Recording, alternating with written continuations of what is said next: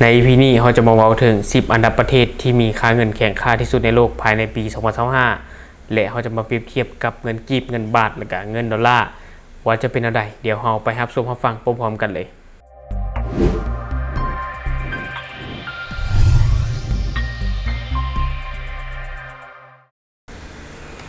สวัสดีท่านผู้ชมกับพบกับช่อง Talk The News และหัวข้อที่เราอยากจะนำเสนอในมื้อนี้ก็เกี่ยวข้องกับค่าเงินและสิ่งที่เราอยากจะนำเสนอในมื้อนี้ก็คือเราจะมาเว้าถึง10ประเทศที่มีเงินแข่งค่าที่สุดในโลกว่ามีประเทศใดแน่เนาะในมื้อนี้เองเราจะเก็บข้อมูลตัวนี้มาฝากท่านผู้ชมเนาะก็คือนี้จะเป็นข้อมูลในปี2025และเราจะเปรียบเทียบค่าเงินแต่ละประเทศเนาะอย่างเช่นลาวไทยแล้วก็ดอลลาร์และวันนี้ก็จะมีหลายๆคนที่ถามว่าเป็นอย่างตรงเปรียบเทียบกับเงินบาทก็คือมันเป็นแนวนี้เนาะช่องของเราส่วนหลายจะเป็นคนไทยเบิ่งเราเลยจะเปรียบเทียบเงินบาทให้ท่านผู้ชมได้รับชมมาฟังไปพร้อมๆกันเลยแต่ว่าเรื่องเปรียบเทียบค่าเงินเดี๋ยวเราจะเว้าในหัวข้อต่อไปก่อนอื่นเราจะมาทำความรู้จักปัจจัยที่เฮ็ดให้เงินอ่อนค่าแล้วก็แข็งค่าก่อนว่ามันมีปัจจัยใดแน่ที่เฮ็ดให้เงินอ่อนค่าลงแล้วก็เฮ็ดให้เงินแข็งค่าขึ้นเนาะเพราะว่าบางที่การที่เราเอาเงินไปเปรียบเทียบกับประเทศอื่นๆนี่นะบางทีก็จะเป็นเพราะว่าเงินของประเทศนั้นแข็งค่าขึ้นแท้และบางที่ก็อาจจะเป็นของเงินประเทศเราอ่อนค่าลงและวันนี้เนาะเรามาทำความรู้จักกับความหมายของเงินอ่อนค่าก่อนว่ามันเป็นหยังก็คือเงินอ่อนค่านี่เนาะเงินของประเทศนั้นๆมีมูลค่าลดลงเมื่อเปรียบเทียบกับสกุลเงินของประเทศอื่นๆอย่างเช่นเงินกีบกับเงินบาทเนาะในช่วงที่ผ่านมาคันเปรียบเทียบเบิ่งใน 4-5 ปี 5-6 ปีที่ผ่านมาเงินกีบกับเงินบาทนี่นะ 1,000 บาทสามารถแลกได้เพียงแต่ 250,000 กีบเท่านั้นแต่ในช่วงปีกายเนาะช่วงปีที่ผ่านมา2024หรือว่า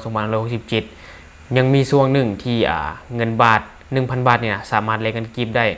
ถึง700,000 กว่ากีบเนาะแต่ว่าในปัจจุบันก็ถือว่าดีขึ้นมา 1,000 บาทสามารถแลกได้ 600,000 กว่ากีบเนาะอันนี้ก็ถือว่าลดลงมาได้นึงเนาะถ้าเปรียบเทียบกับปีที่ผ่านมาและวันนี้เรามาเบิ่งปัจจัยตัวทำอิฐที่ให้เงินอ่อนค่าลงนั่นก็คือนโยบายการเงินของธนาคารกลางหรือว่าดอกเบี้ยนโยบายต่ำเส้นธนาคารกลางของประเทศนั้นๆเนาะปรับลดดอกเบี้ยนโยบายแน่นอนแหละเมื่อมีการปรับลดอัตราดอกเบี้ยก็จะเฮ็ดให้เงินฝากภายในประเทศมีผลตอบแทนที่น้อยแล้วก็เฮ็ดให้นักลงทุนต่างชาติจะบ่อยากฝากเงินไว้ในประเทศและเงินเหล่านี้ก็จะไหลออกไปสู่ต่างประเทศไปหาประเทศที่มีดอกเบี้ยที่สูงกว่าอันนี้ก็เป็นปัจจัยที่1และปัจจัยตัวต่อมาก็คือการขาดดุลบัญชีคือการขาดดุลบัญชีจะเป็นการขาดดุลการค้าหรือว่าการขาดดุลบัญชีต่างๆแน่นอนแหละถ้าว่าประเทศใดก็อย่าที่มีการพึ่งพาการนำเข้าเป็นส่วนใหญ่ความต้องการเงินตราต่างประเทศมันก็จะยิ่งหลายขึ้นซ้ำนั่นอย่างเช่นประเทศลาวในช่วงที่ผ่านมาเนาะที่ประเทศลาวขาดแคลนเงินตราต่างประเทศเพราะว่าประเทศลาวพึ่งพาการนำเข้าเป็นส่วนใหญ่อย่างเช่นนำเข้าสินค้าจากประเทศไทยก็คือเฮ็ดให้เราต้องการเงินบาทหลายขึ้นเพราะว่าต้องเอาเงินบาทไปซื้อสินค้าจากประเทศไทยเพื่อเอามาขายในลาวแต่ว่าประเทศไทยบ่รับเงินกีบบ่ทำผสมในเมื่อประเทศไทยบ่รับเงินกีบจำเป็นต้องใช้เงินบาทเพื่อที่จะไปซื้อและมาขายอยู่ในลาวเป็นเงินกีบในเมื่อมันเป็นแบบนี้เนาะแน่นอนแหละความต้องการเงินตราต่างประเทศมันก็จะยิ่งหลายขึ้นและความต้องการเงินของประเทศนั้นก็จะลดลงและปัจจัยต่อมาก็คือปัจจัยของเงินเฟ้อเท่ากับราคาสินค้าที่มันแพงขึ้นหรือว่าราคาสินค้าที่มันสูงขึ้นก็คือเฮาต้องเพิ่มเงินหลายขึ้นเพื่อที่จะซื้อสินค้าในราคาเท่าเดิมแต่ว่าเฮาเพิ่มเงินขึ้นเพื่อที่จะได้สินค้าตัวนั้นมาเนาะอันนี้เขาเรียกว่าเงินเฟ้อแน่นอนแหละถ้าว่าประเทศใดมีเงินเฟ้อนักลงทุนก็บ่อยากเชื่อถือปานใดมันบ่นักลงทุนก็บ่อยากถือเงินของประเทศนั้นๆเอาไว้และปัจจัยต่อมาก็คือเศรษฐกิจชะลอตัวหรือว่าเศรษฐกิจบ่มั่นคงแน่นอนแหละถ้าว่าเศรษฐกิจเติบโตช้าความเชื่อมั่นภายในประเทศก็ลดลงหนี้สาธารณะสูงหรือว่าการเมืองบ่แน่นอนนักลงทุนต่างชาติถอนหุ้น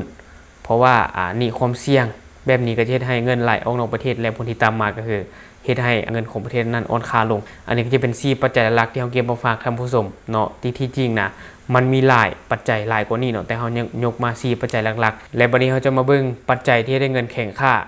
ปัจจัยที่ได้เงินแข็งค่าแน่นอนแหละมันก็จะโกงกันข้ามกับปัจจัยที่ให้เงินอ่อนค่าอย่างเช่นให้ดอกเบี้ยที่สูงเงินทุนต่างชาติไหลเข้าแล้วก็ส่งออกหลายกว่านำเข้าเนาะแน่นอนการส่งออกหลายมันก็จะช่วยดึงดูด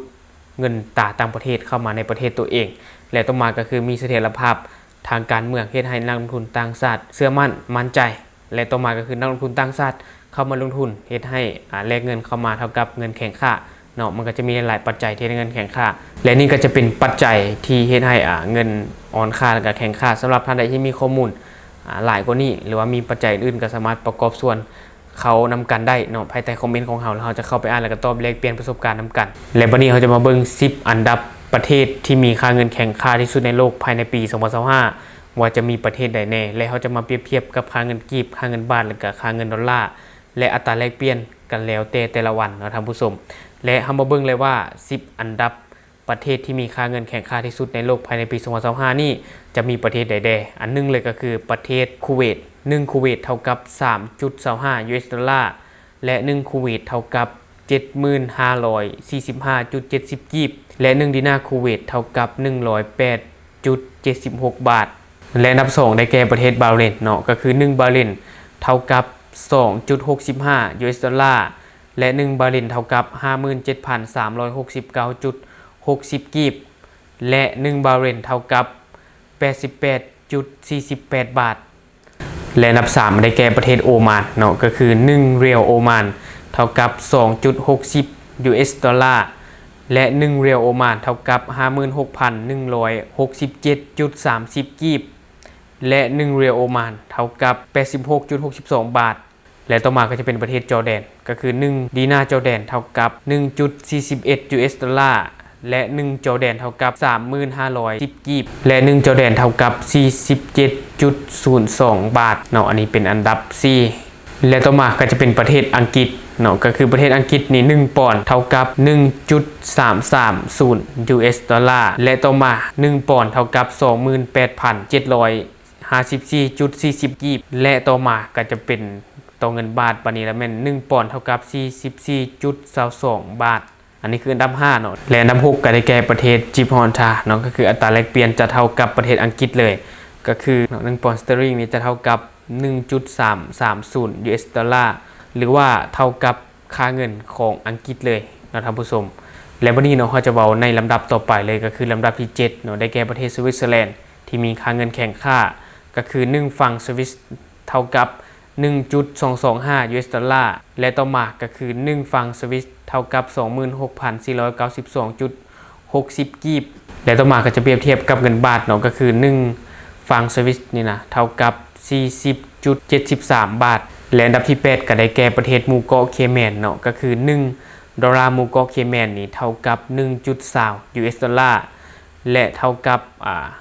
26,374.60 กีบและถ้าเปรียบเทียบกับเงินบาทละแม่น1ดอลลาร์หมู่เกาะเคแมนนี่เท่ากับ 40.04 บาทและนี่ก็เป็นอันดับ8และต่อมาก็จะเป็นอันดับ9ได้แก่ประเทศสหภาพยุโรปหรือว่าสหภาพเออโรปเนาะสหภาพยุโรปนี่1ยูโรเท่ากับ 1.139 US ดอลลาร์และถ้าเปรียบเทียบกับเงินกีบละแม่นอยู่ที่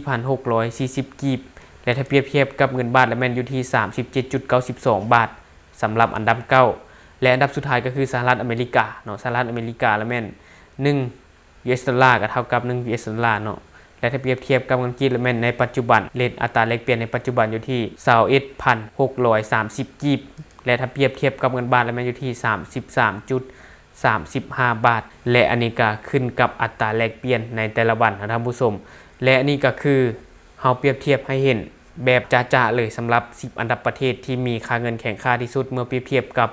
ประเทศลาวประเทศไทยแล้วก็เทียบกับเงินดอลลาร์สหรัฐเงินเฮาอ่อนค่าไปหลายซ้ำใดเนาะหรือว่าเงินเขาเจ้าแข่งค่าขึ้นหลายซ้ำใดอันนี้ก็เป็นข้อมูลเล็กๆน้อยๆที่เฮาเก็บมาฝากท่านผู้ชมในมื้อนี้และข้อมูลตัวนี้เนาะเฮาอ้างอิงจากเพจทางการของเราก็คือเพจหนังสือพิมพ์ลาวพัฒนาและหากว่าข้อมูลผิดพลาดคลาดเคลื่อนประการใดอันนี้ก็ต้องขอโทษขออภัยเอาไว้ก่อนและสำหรับท่านใดที่มีข้อมูลที่แน่นกว่านี้เนาะอยากฝากอยากประกอบส่วนก็สามารถฝากไว้ได้ภายใต้คอมเมนต์ของเราแล้วเราจะเข้าไปอ่านแล้วก็ตอบแลกเปลี่ยนประสบการณ์นำกันและสุดท้ายนี้เนาะก็ขออภัยกับเสียงรบกวนที่มันเกิดขึ้นเพราะว่าในปัจจุบันเราอัดอยู่ห้านเนาะก็คือเรายังบ่มีศัตรูเป็นของตัวเองเทื่อจังไดก็ขออภัยไว้ก่อนในเสียงรบกวนเนาะและทั้งหมดก็คือสิ่งที่เราอยากจะนำเสนอในมื้อนี้สำหรับท่านที่เบิ่งคลิปของเราแล้วรู้สึกว่าคลิปของเรามีสาระหรือว่ามีประโยชน์ก็อย่าลืมกดติดตามช่องเพื่อเป็นกำลังใจให้เราได้ผลิตคลิปดีๆแบบนี้ออกมาเรื่อยๆเพราะว่าในปัจจุบันข้าพเจ้าก็หากเข้ามาเฮ็ด YouTube แบบใหม่เป็น2ใหม่และบ่ค่อยมีเวลาได้อัดคลิปปานใดตอนนี้อัดคลิปกับประมาณเวลา 23:48 นาทีหรือประมาณ 5 ทุ่มของประเทศไทยเนาะจังไดก็ฝากกดติดตามสนับสนุนให้เรามีกำลังใจได้ผลิตคลิปดีๆแบบนี้ออกมาเรื่อยๆเนาะ และทั้งหมดก็คือสิ่งที่เราอยากจะนำเสนอในมื้อนี้เนาะอย่าลืมกดติดตามช่องเพื่อเป็นกำลังใจให้กันเด้อขอขอบใจ